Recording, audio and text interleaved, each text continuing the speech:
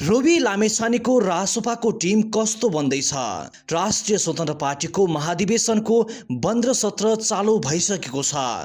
आखिर रवि लामेछानेको टिम अब रासोपामा कस्तो बन्दैछ भन्ने प्रश्न धेरैले खोजिरहेका छन्। आउनुहोस् दर्शकबिन, रवि लामेछानेको टिमको तालिका यस्तो रहेको छ। रवि लामेछानेको टिममा सभापति 1 रहनेछ, वरिष्ठ नेता बालेन्द्र शाह नै रहनेछन् र 1 जना मात्र रहनेछन्। उपसभापतिमा 3 जना रहनेछन् भने 1 जना महिला अनिवार्य हुनेछ। महामन्त्रीमा 2 जना हुनेछन्।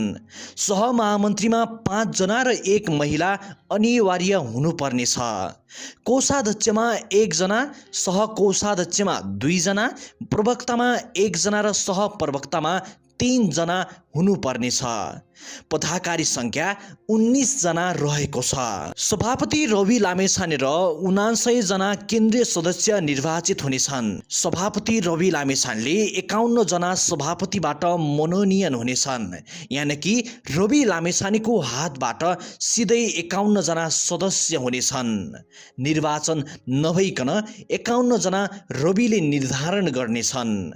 7 जना प्रदेशका सभापति र प्रदेश केन्द्रीय सदस्य रहनेछन्।